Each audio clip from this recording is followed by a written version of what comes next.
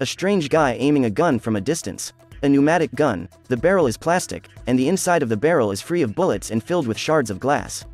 His target is this office man. Let's see what he does next. He aimed at an oncoming car, he aimed and shot glass shards into the car's tires. As a result, the car lost control and crashed into the office guy.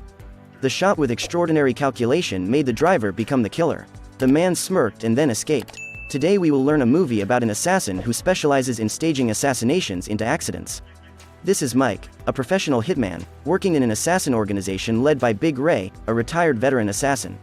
Mike is the best assassin among the assassins in the guild. Although everyone has a different method of assassination, this big bearded guy was one of Mike's favorite people. His personality is quite hot-tempered, so his assassination method is also very frenzied.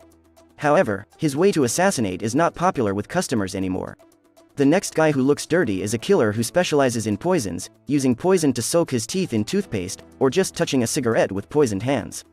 Next is the pair of friends, Max and Mick, who are both former special forces.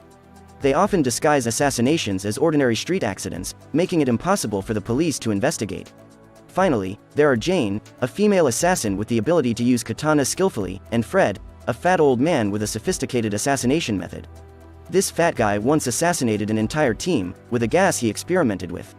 A bald guy walks in. This is Milton, an important link in the assassin organization. He specializes in taking requests from customers, then assigning jobs to assassins, depending on what the client's requirements are. The money is also managed by this fat guy Milton. Because Mike is the best assassin, he also received a lot of assassination missions. Once, Mike took on a mission to kill a drunk office man. The office man came back in the middle of the night after drinking a full bottle of wine, not realizing when Mike had sneaked into the house. The drunk man saw the watch and tried to climb on the chair and take it down. His every move was predicted by Mike, until the drunk man stood up on the chair. Mike used a rope to choke him from behind. The hanged drunk doesn't know what happened. "Do you know who I am?" Mike just replied coldly and kicked the chair away. "Yes, I know who you are. You are worth $25,000. This show Mike only cares about money. Mike doesn't care if the person is good or bad, as long as there are money involved, Mike will take the mission. After the assassination was over, Mike took a photo as evidence and then returned. Next, Mike was assigned to kill an entire rock band. He simply went inside quietly, listening as an audience, and just chilling as the bands perform their last show. Notice that the band's power supply line is exposed. Mike flipped a glass of water to the power supply. The band singing with their electronic equipment then got electrocuted. The audience was bewildered and didn't know what was happening. After each such assassination, Mike will find a way to relieve stress. He didn't do anything fancy, but just decided to a pub. He then give money to the two security guards to go elsewhere. Going inside, Mike saw a bunch of uncivilized thug are bothering a sexy lady. Mike's simping blood then got boiled. He did not hesitate to come and hit them one by one. The thugs, with poor fighting skill compared to Mike, just rushed toward Mike. Mike then used the power of his badass skill to beat the crap out of the thugs. Although with the ability to fight and assassinate professionally, but who knows that Mike used to be a bullied young man. The classic main character trauma flashback. In this scene, a bunch of teenagers are chasing young Mike. They proc to bully him and make young Mike throw up his lunch money. But with the little money he make by selling newspaper, how can Mike have the money to pay them all day? Once, he caught a middle-aged man breaking into someone's house, carrying a gas cylinder, but he was definitely not a gas employee. Seconds after the man entered the house exploded. The man went out but nothing happened. Curious, Mike followed this man for weeks and learned that he was an assassin who received money for assassination, then staged everything as an accident. Turn out, it is Big Ray. Mike found him and brought the clip out and forced Big Ray to teach him his skills. He said he was bullied too much, so he wanted to kill the leader but didn't want to go to jail. Seeing that Mike has determination, along with his stealth skills available, it is only a matter of time that Mike become a professional assassin. Big Ray pointed out to Mike that it was possible to kill the other guy by accident. Mike sneaked into the house when the guy wasn't there, stuck a piece of money on the antenna and then hid in the blankets. The guy returned without a doubt. He climbed up the railing to reach for the bill when Mike jumped out of the blankets and pushed him down, causing him to fall. After this incident, Mike was overjoyed, but his assassination skills were still too amateur level. Big Ray below has captured the shot of him pushing the guy. Mike will have to practice more if he want to become more badass. Big Ray then teach him in all his skills. From gun blazing, staging an assassination that looks like an accident to defense skills, everything is taught by Big Ray as if he was Mike's father. With such a long time, Mike has now become a top-class assassin in the organization. Once he was assigned by Milton to assassinate a young accountant named Root, who was paid twice as much by the client to kill him as quickly as possible. Mike accepted the mission without a doubt. He used a pneumatic shotgun, and the barrel was filled with shards of glass. Mike watched Root closely, then waited for a car to go at the right angle. When the car arrived at the right time, he immediately opened fire, shot glass fragments into the tire of the car, causing the tire to deflect. The car turned and hit Root, killing him, looking like an accident. Again, Mike just smirked and walked away, while his brother drove in fear, thinking he had just killed someone. That night, Milton called Mike and told him to go to the street that the client promised to get his pay as a reward for killing Root. Mike did not arrive in time, but was ambushed by another assassin. The armature assassin tried to use all kinds of martial arts but was defeated by Mike again and again.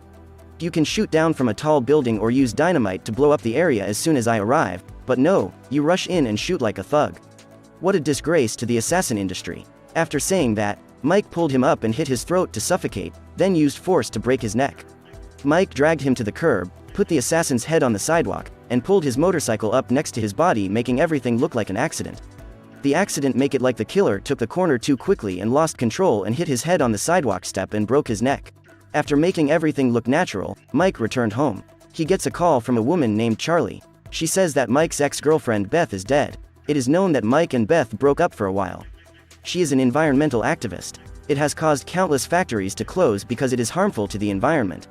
Mike heard the bad news and rushed to Beth's funeral and met Charlie here.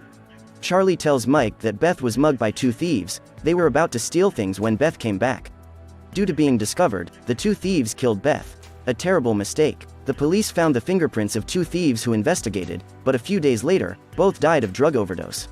Not only that, Charlie also revealed that Beth was pregnant and the baby was Mike's child. A tragedy indeed. After listening, Mike decided to go to the apartment where Beth used to stay to investigate what happened. Mike goes inside and imagines the crime scene again. With his expertise, he can easily see this is actually an assassination. In the police investigation file that Mike had acquired, Beth was found to have a certain amount of sleeping pills in her blood. In the file, it said that she was treated for a fear of flying, but Beth had never experienced this fear. Mike concluded that she has been drugged and got assassinated. Then the crime scene was staged it as a failed burglary, blaming two drug addicts by copy their fingerprint at the scene. As it turned out, the murderer are Mick and Mac. Enraged, Mike quickly set off to find the other two guys to find out the truth. Mick and Mac saw Mike coming and also admitted that they did it. They were given the job and just felt like doing it. They argue that since both Beth and Mike have cutting ties already, they can do whatever they want. But the problem is that Beth is still pregnant, but Mick and Mac don't know it. The two of them then brushed Mike off, telling him to go home, that was just businesses. Angry at their attitude, Mike rushed to attack first.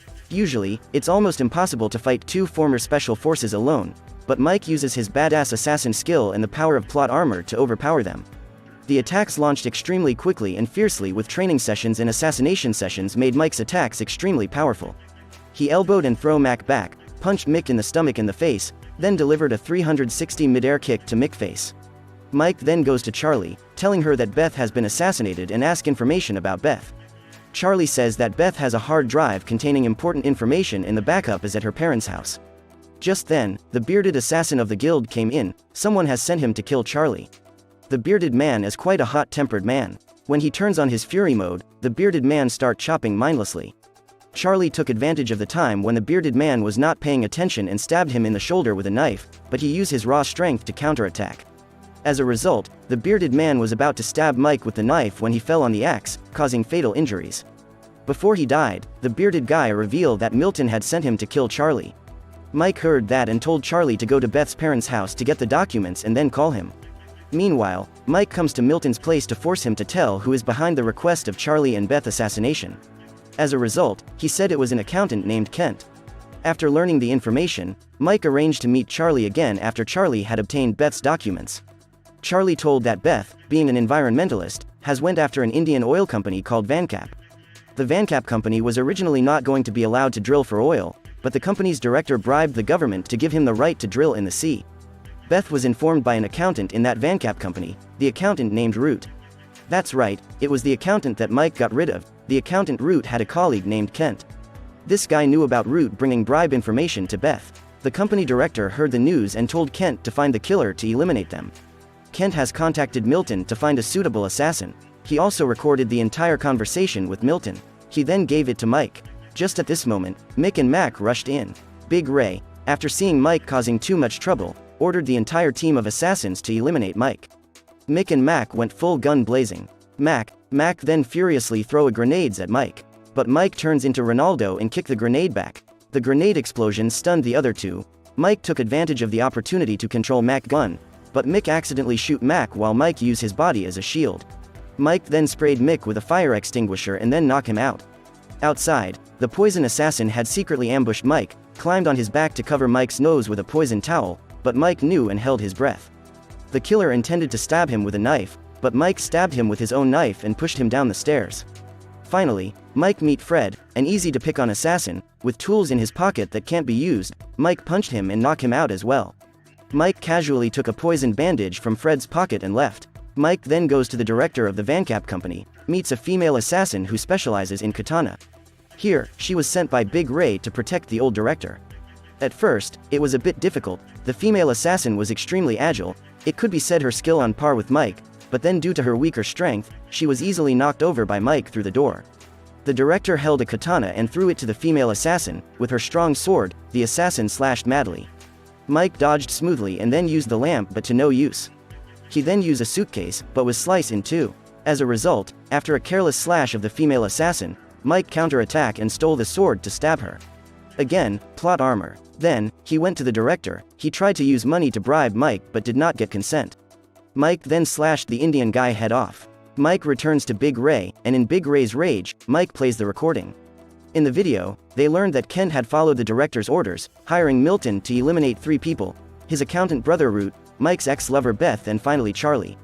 In the terms he gave, he wanted a single assassin to eliminate the other 3. After eliminating 3 of them, he would also eliminate the assassin to cover the clues. They will pay 3 times the money. As a result, the money-hungry Milton assigned Mike to kill his brother Root first, but knowing Mike would not kill Beth, he sent a young assassin to kill Mike. Then assigned the job of killing Beth and Charlie to the others. Wow, what a smart move. Hire a bunch of lesser experienced assassin to kill a professional one and then murder his wife. How does Milton think this gonna end? After everything was revealed, Milton was beaten and bruised by Big Ray. Serve him right. Mike then passed him the poisoned bandage, but Milton didn't know, and a few minutes later, he was dead. Everything is clear. Even though Big Ray knows the truth, he is also very angry because Mike made the assassin organization destroyed by the assassin he raised. In the end, he let Mike go but cut all ties with him. The film ends.